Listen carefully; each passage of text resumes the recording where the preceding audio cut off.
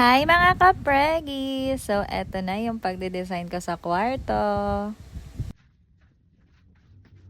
Hi mga ka-pregi! Walang ilaw. Sira ang, hindi namin alam kung yung bulb or yung socket. Socket ba ang tawag dyan? Yung lalagyan ng bumili or yung switch.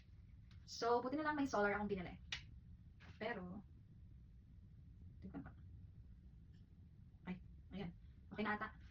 Magde-design na kasi ako ng yung corner ni baby. Na-excite na ako, oh my god. So first, ikabit ko muna to. Actually, di ko alam kung paano to. So, bear with me kung paano siya gawin. Hindi ako marunong. I'll try my best how to do this. Okay.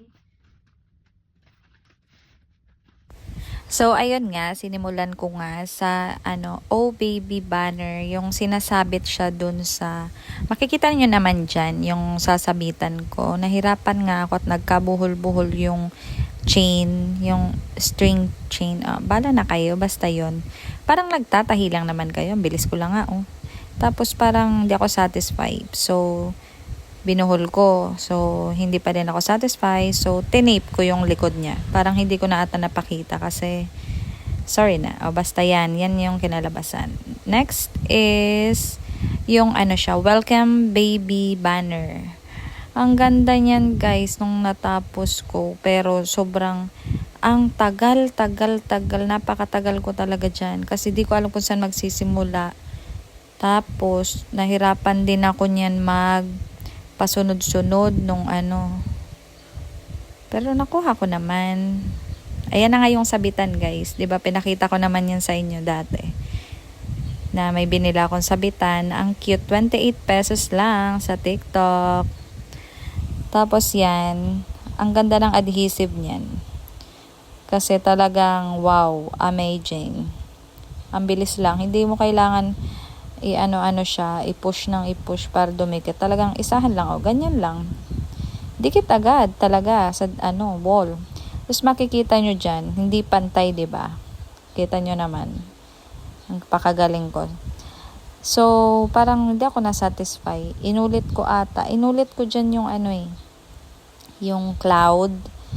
Tinaasan ko yung isa, yung nasa left side. At ang ganda kasi nga, sabi ko nga sa inyo, yung adhesive is hindi niya nasisira yung pintura. O, 'di ba? Next is yung mga na siya, hot air balloon na gusto ko. Dalawa lang talaga ang gusto kong design sa bear and hot air balloon and cloud.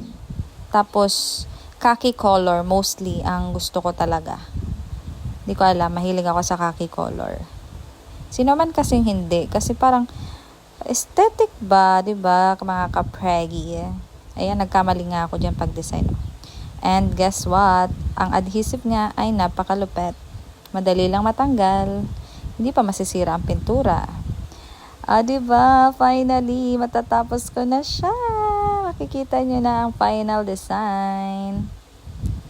Kaso walang ilaw. Okay, that's all.